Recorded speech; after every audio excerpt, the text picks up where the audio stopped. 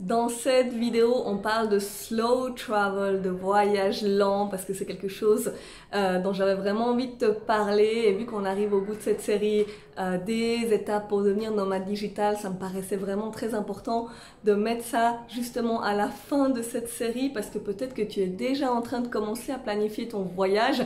Alors je ne sais pas si tu es encore dans ton travail actuel ou si tu as déjà quitté ton travail. Quoi qu'il en soit, si tu commences à devenir nomade digital, si c'est ton rêve ou que tu commences, voilà, que tu commences à te dire, ok, je vais quitter mon travail dans 2 ou 3 mois, peut-être que tu es déjà en train de planifier ton voyage et c'est pour ça que c'est vraiment important qu'on parle de ça avant que tu te lances dans un voyage, avant que tu achètes tes billets d'avion. Parce que c'est vraiment primordial, surtout quand tu commences et quand tu débutes ton activité de nomade digital.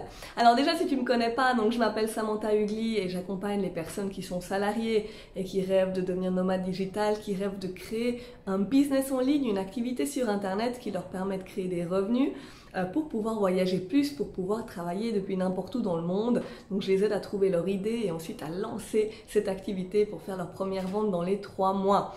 Et donc, pourquoi le slow travel? Alors peut-être que si tu suis mes vidéos, tu vois que généralement je voyage pas beaucoup dans le sens où ça peut paraître un petit peu bizarre autant que nomade digital, mais moi ce que j'aime c'est vraiment voyager peut-être 6 mois par an, donc rester 6 mois dans mon pays en Suisse. Après ça dépend des années, des fois c'est 4 mois, des fois c'est 8 mois, mais rester un certain temps en Suisse et ensuite partir à l'étranger, ça dépend des années, parfois je pars l'année complète, mais généralement j'aime beaucoup voyager lentement et donc rester par exemple 3 mois ou 6 mois dans un pays, parfois moins, peut-être parfois que je fais seulement 1 mois, mais généralement j'essaye vraiment de rester minimum 3 mois dans un pays et je vais t'expliquer pourquoi c'est vraiment important.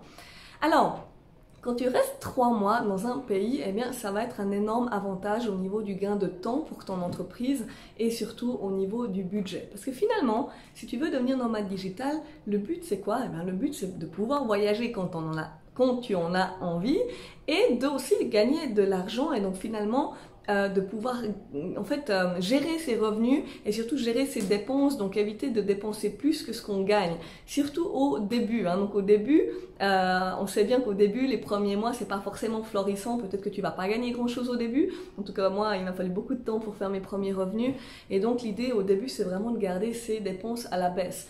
Et quand tu voyages lentement, eh bien quand tu restes 3 mois dans un pays, il va se passer plusieurs choses.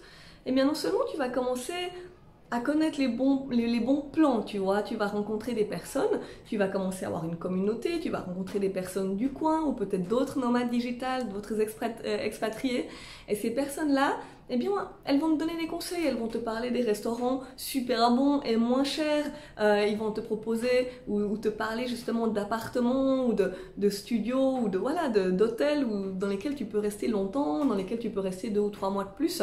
Mais pour pas cher du tout, avec peut-être même parfois une piscine, tu vois, c'est des choses auxquelles on pense pas forcément, mais quand tu restes longtemps sur place, tu vas avoir les bons plans, tu vas rencontrer des personnes, des locaux, des expats qui vont te donner des super bons plans, alors que si tu arrives et que tu repars 3 semaines après, bien forcément ces bons plans, tu les as pas, et donc forcément tu vas te retrouver des fois dans des appartements beaucoup plus chers pour une qualité beaucoup moins bonne, tu vas pas forcément connaître les bons cafés, les bons coworking, les bons restaurants, et là tu vas déjà commencer à simplement à perdre de l'argent là-dedans.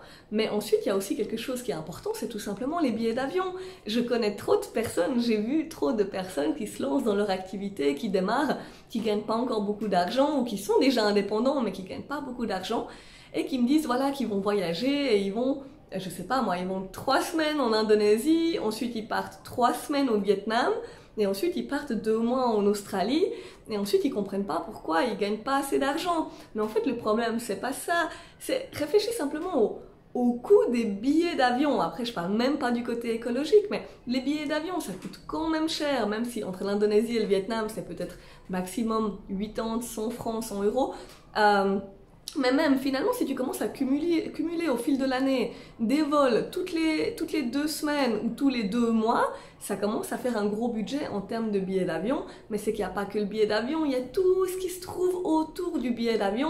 Parce que quand on arrive dans un nouveau pays, alors bien sûr, il y a encore d'autres transports, on va devoir prendre éventuellement un taxi, un bus, ce genre de choses-là. Et ensuite, on va arriver dans un hôtel qu'on ne connaît pas forcément. De nouveau, on se retrouve de nouveau comme un touriste à ne pas savoir du tout où aller. Alors peut-être qu'on a trouvé une adresse à l'avance, mais dans tous les cas, on va pas avoir le temps de trouver les bons plans et les premiers jours, ils sont toujours plus chers. Les premiers jours dans un pays, on connaît pas les bons plans et on perd toujours beaucoup d'argent. Donc ça, au niveau du budget, il n'y a rien de pire que de voyager régulièrement, d'être toutes les 2 semaines en train de bouger parce que ça va te coûter une fortune.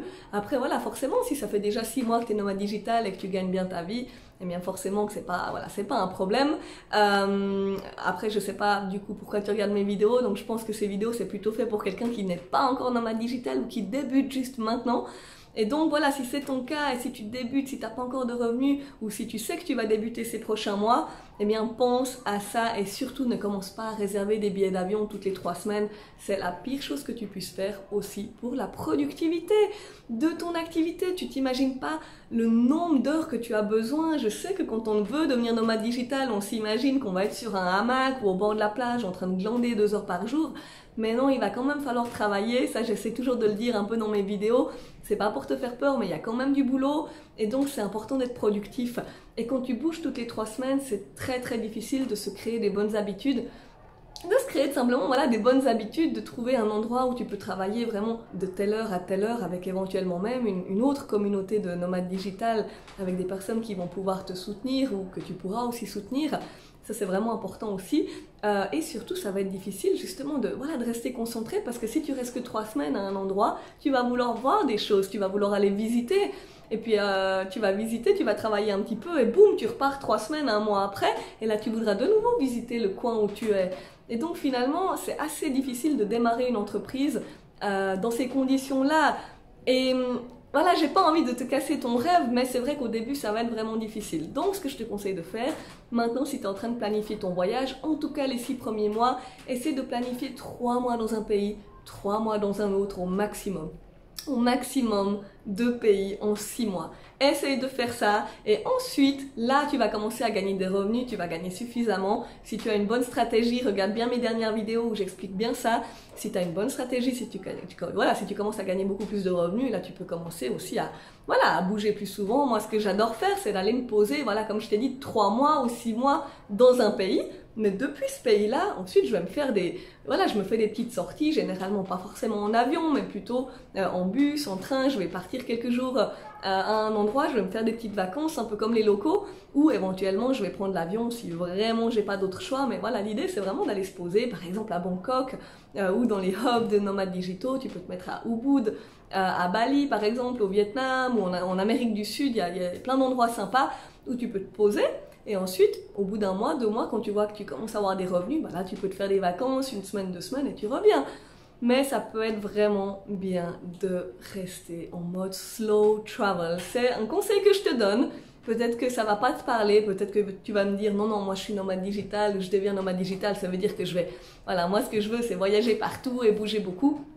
Je comprends, mais comme je te l'ai dit, ça peut être difficile au début. Et encore mieux si tu es encore dans ton travail aujourd'hui, ne quitte pas ton travail, sois encore un petit peu patient, attends un petit peu, lance ton business maintenant, attends 2-3 mois et ensuite pars. Ça c'est encore mieux et ça te permettra d'avoir des revenus déjà maintenant qui sont réguliers avec ton travail, pendant que tu crées tes premiers revenus à côté avec ton activité nomade digitale, et ensuite de partir en étant beaucoup plus serein ou plus sereine. Et ça c'est vraiment ce que je te conseille, c'est vraiment ce que je te souhaite. Voilà, donc j'espère que cette petite vidéo sur le slow travel t'a plu. D'ailleurs, je vais bientôt repartir. Alors bientôt, pas encore bientôt, mais non, à peu près 2 mois et demi, j'ai prévu de repartir pour une longue durée, pour 6 mois, je pense. Et donc là, je me réjouis de te partager aussi ce voyage, te partager la vie sur place, te partager tout ça. Ça va être vraiment chouette. Mais c'est vrai que je vais rester longtemps au même endroit et ensuite me faire des petites sorties, des petites visites. J'aimerais bien visiter la Birmanie. Je sais pas si tu as déjà visité la Birmanie, mais voilà, je me réjouis d'aller là-bas. Et du coup, je vais être de toute façon en Asie du Sud-Est et rester dans un pays. Donc je me réjouis de te partager ça. Si tu as déjà des voyages de prévus, commente en dessous de cette vidéo. Dis-moi qu'est-ce que tu as comme voyage de prévu. Et si tu as envie de devenir nomade digital, mais qu'aujourd'hui tu n'as encore rien en place, eh bien contacte-moi. Contacte-moi via le formulaire qui est juste en dessous de cette vidéo. Il y a un petit sondage, tu peux cliquer dessus. Et ensuite, tu réponds aux quelques questions. Et on va se faire un appel ensemble, on va discuter ensemble, je vais revenir vers toi. Et l'idée, ça va être de venir voir, ok, qu'est-ce que tu as comme idée, quelles sont tes idées actuellement, laquelle pourrait fonctionner. Si tu n'as pas encore d'idée, c'est pas grave. L'idée, c'est justement de discuter de qu'est-ce que tu pourrais faire, qui pourrait fonctionner et comment tu peux lancer ça. comment tu peux lancer cette activité pour faire des revenus rapidement, et on va voir si on a envie de travailler ensemble. Et si tu as envie de travailler avec moi, contacte-moi, il y a aussi mon email en dessous, contacte-moi et on s'appelle, on discute ensemble. Voilà, donc pense aussi à t'abonner et à activer la cloche de notification et je te dis à la prochaine vidéo. Ciao!